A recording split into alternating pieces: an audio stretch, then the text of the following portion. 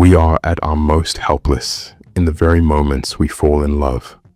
Sigmund Freud once said, "Women do not seek peace, they seek excitement." Long before you ever questioned it, he had already understood this truth. Behind every beautiful smile, behind every tender, affectionate embrace, there hides another hunger. Not the hunger of love, but of conflict, of surrender, of an unspoken psychological tension. If, as a man, you fail to understand this, if you still believe that flowers, sweet words, and 100 solemn promises will earn you her loyalty, then you have already lost. Because Freud revealed a truth that most men spend their lives denying. A woman's desire is not drawn toward safety, but toward a kind of danger she does not even need. This is not an insult, not an accusation, not a moral judgment. This is biology, psychoanalysis carved into our very flesh and blood. The father of psychoanalysis, Sigmund Freud, the man who dared to uncover the hidden architecture of the human unconscious, devoted his entire life to a single, haunting question.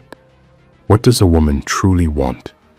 For decades, he listened to wives, to lovers, to daughters, to seductresses. And in the end, he gave us an answer so unsettling that even now, most refuse to face it. Even she does not fully know, but her body knows. Her instincts know. Freud believed that human desire, especially in women, is not governed by reason, nor by morality, nor by what society deems correct. It is primal, it is shifting, and it is terrifyingly real. He described female sexuality as a dark continent, unexplored, unpredictable, and for centuries, brutally suppressed by the weight of civilized order. And within that very suppression, Freud uncovered a chilling truth. What a woman claims to want, and what truly stirs her, are rarely the same thing. She says she wants a kind man, yet she replies to the one who disappears without warning. She says she wants a man who listens, yet her thoughts are consumed by the one who can make himself absent. She says she desires stability, yet her heartbeat accelerates for the man who lives on the edge of chaos. Why does this happen? Because, as Freud understood, desire does not move by logic. It moves through absence, through the pursuit of something that can never be fully possessed. And the man who gives everything away too easily, who pours himself out without restraint, without mystery, ceases to be intriguing. He becomes predictable. He becomes dull. He becomes replaceable.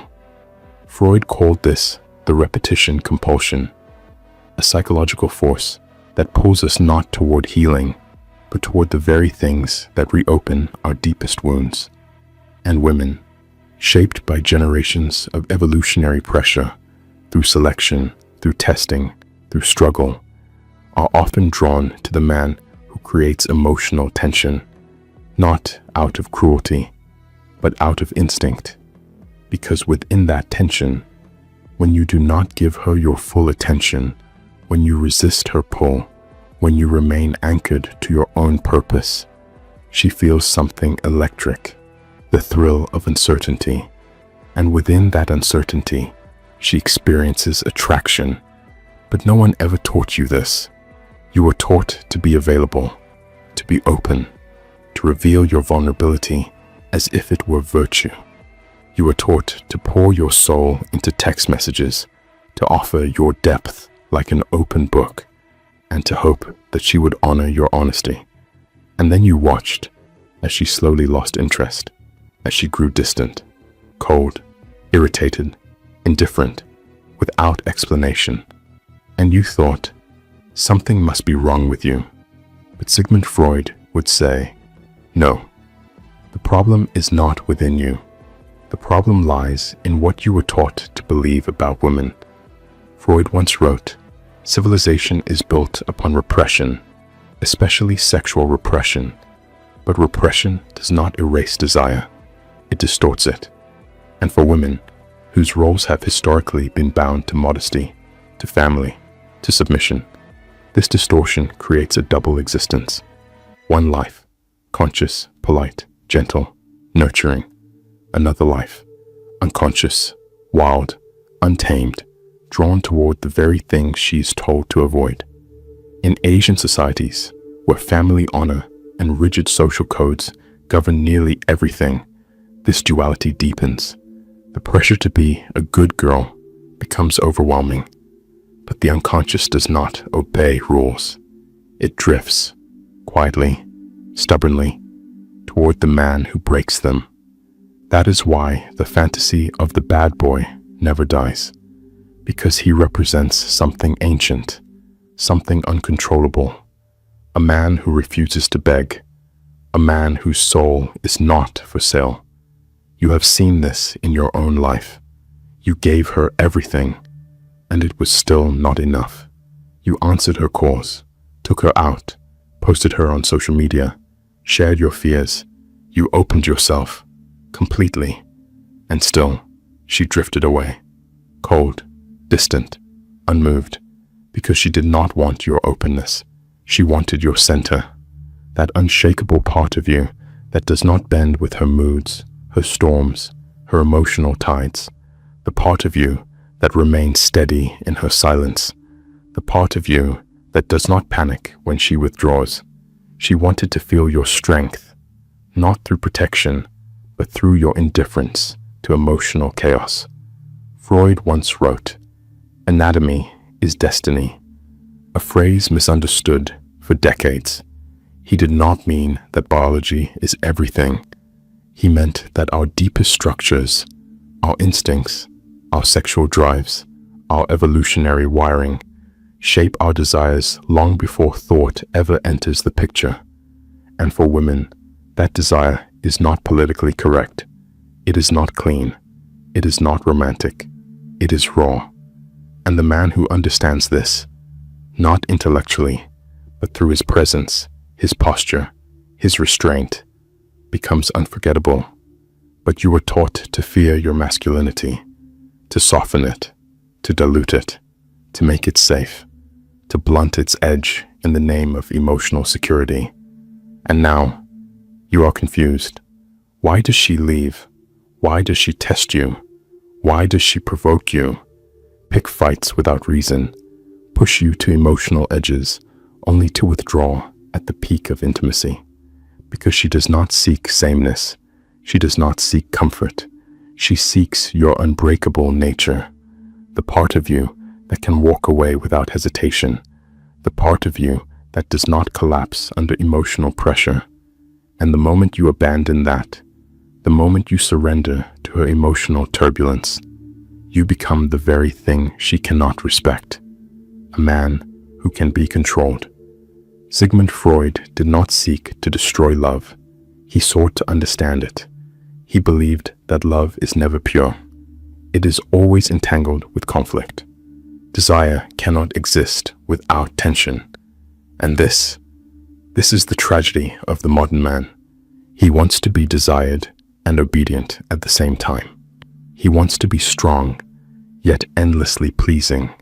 He wants to dominate, yet remain emotionally submissive.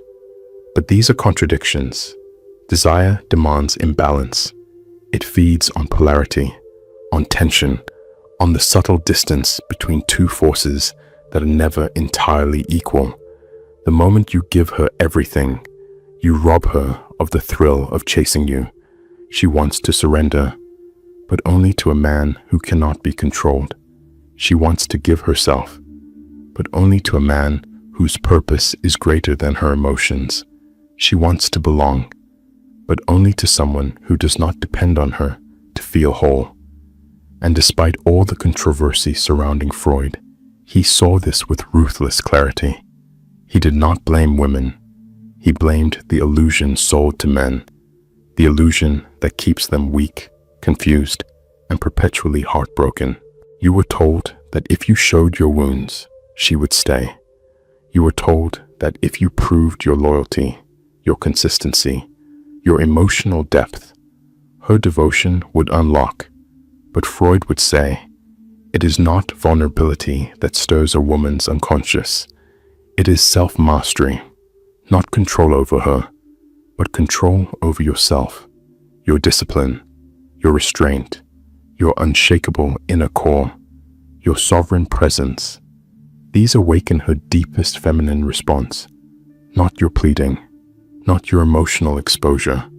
Understand this truth, the one Freud spent his life trying to uncover. Women do not fall in love with your softness. They fall in love with your restraint, the man who feels desire, but does not rush to consume it, the man who is tempted, but does not lose his path, the man who can love, but does not worship. That man is dangerous to her unconscious. And in Freud's language, danger does not mean violence. It means power without dependency. But you were taught to reverse this equation, to begin relationships by confessing your need, to display your emotions like an open ledger and call it strength. But this is not strength. It is exposure. And when your soul is revealed before it is tested, when you seek to be chosen before you have chosen your path, you cease to be a man. You become a servant waiting for a queen, and she can never love a servant. She may use him, she may rely on him, but she will never desire him, because desire, as Freud described, is built on the tension between longing and restraint. It is a dance between hunger and resistance. And this is why a woman begins to lose interest the moment she feels she fully has you. Not because she is cruel, but because certainty kills desire. You may believe that love requires transparency, that you must reveal every thought, every fear, every emotion. But Freud saw a flaw in this belief. He wrote that the unconscious mind does not respond to honesty. It responds to archetypes, to symbols, to power dynamics, to psychological contrast. She does not want to see all of you. She wants to reach for what she cannot fully grasp.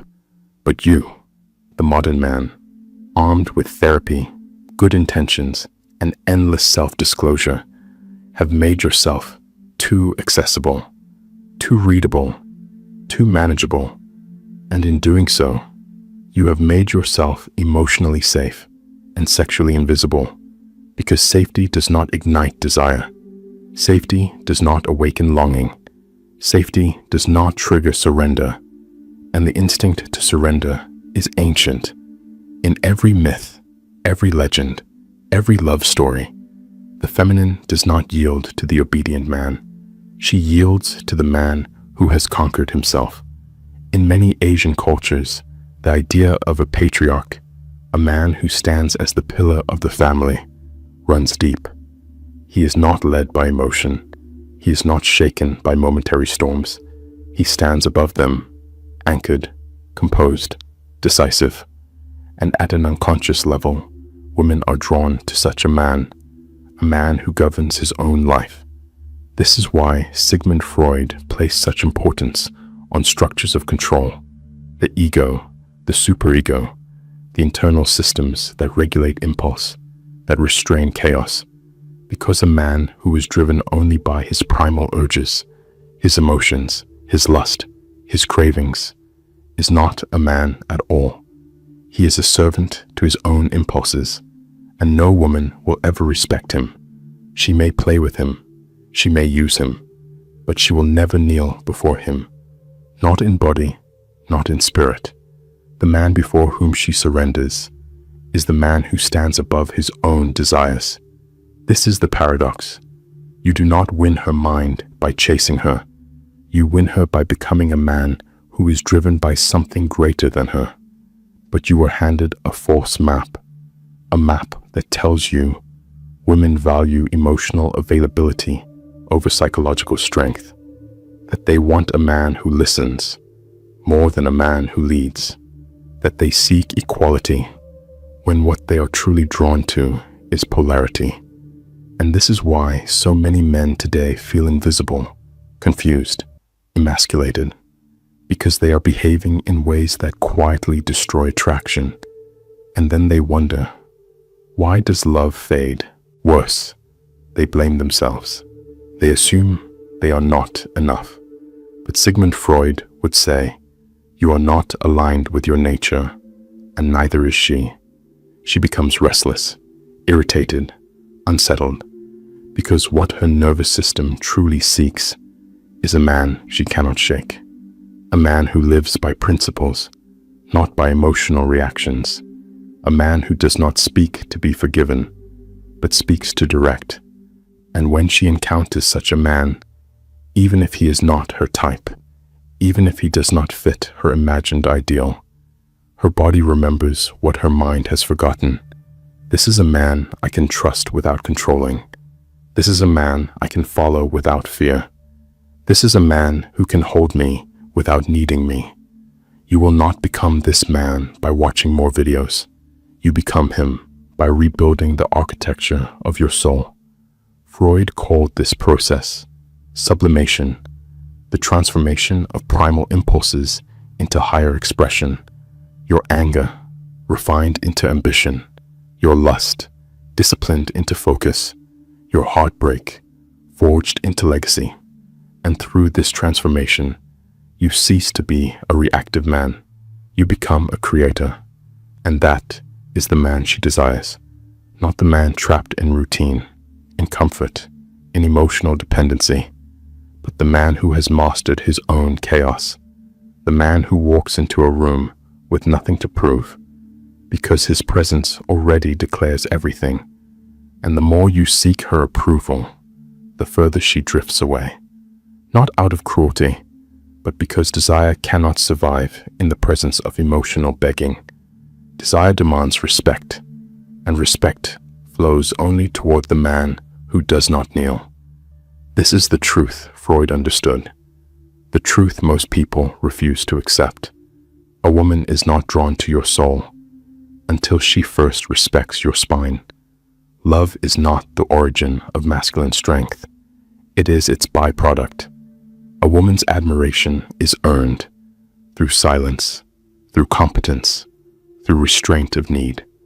And the moment you abandon your center to make her feel safe, you surrender the very thing she was once drawn to.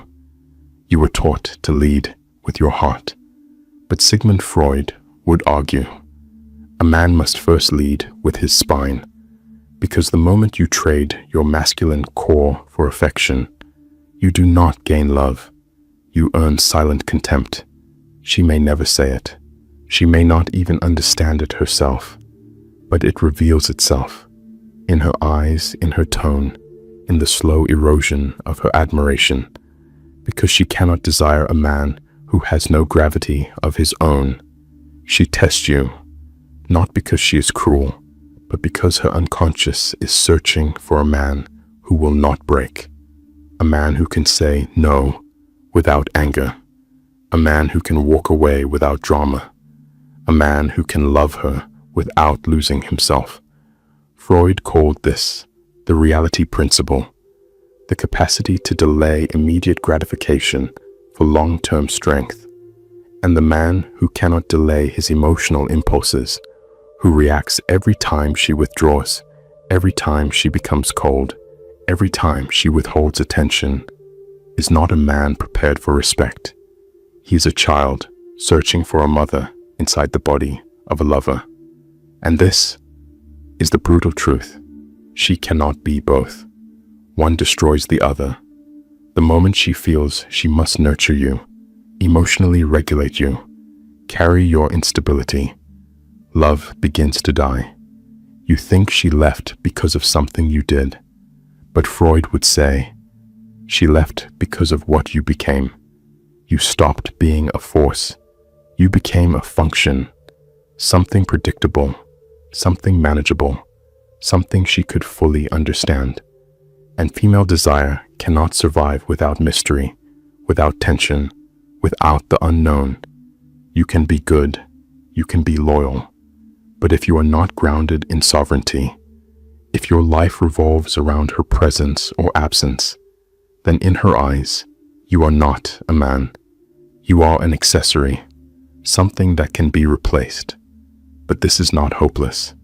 In fact, this may be the most liberating truth you will ever hear, because it means you do not need to become someone else. You only need to reclaim what has been stripped away: your purpose, your discipline, your silence. A silence that does not beg to be heard. A purpose that does not ask for permission. A presence that does not apologize. Freud believed the path to self-realization is not happiness. It is mastery, not over the world, but over yourself. So the solution is not to hate her. The solution is to stop playing the game, to stop chasing approval, to build a life that does not require it. She is not your reward. She is not your purpose. She is a reflection of your internal leadership. If you lead yourself, she will follow. If you revolve around her, she will leave. Not because she says so, but because biology does not negotiate with fantasy. Freud dared to say something that still haunts relationships today. Love is not enough unless it is built on power, emotional power, sexual polarity, psychological strength. These are the forces that create desire. These are the forces that build bonds that do not decay with routine. A man who earns respect before seeking love will always have both. But the man who seeks love, hoping it will bring respect, will end up with neither. So this is your call, not to become harsh, not to become hateful, but to remember that you were never designed to be passive. You were never created to be emotionally consumed in exchange for conditional affection. You are not here to beg for loyalty. You are here to become something rare. A man unshaken by rejection, untouched by manipulation, beyond the reach of anything that does not serve his deepest purpose. Because the moment you become that man, the moment you begin to walk not with arrogance, but with unwavering self-direction, something strange begins to happen. The women who once ignored you begin to notice. The silence that once irritated them begins to draw them in like a magnet, because they can feel you no longer need them to complete you. And paradoxically, that is the only moment you become truly desirable. Sigmund Freud's brutal truth was never that women are broken. The truth was this: they are tuned to a different frequency, one that rewards sovereignty, not softness, one that longs to surrender, but only to something worthy of surrender. And that worthiness is not measured by how much you please her, but by how little you waver. So stop bleeding for validation. Stand in truth. Build your life so completely that whether she stays or walks away, your mission remains untouched. That is the only path to peace. Not partnership born from fear, but partnership born from respect. Not love built on need, but love built on mutual power. And if this message awakens something within you, if it reminds you of who you were before the world taught you to kneel, then do not leave in silence. Like, share, subscribe. And if you want to support this movement, this war against mediocrity, follow the link in the description, because this is not just a video. It is a reminder. You were not born to be chosen. You were born to rise.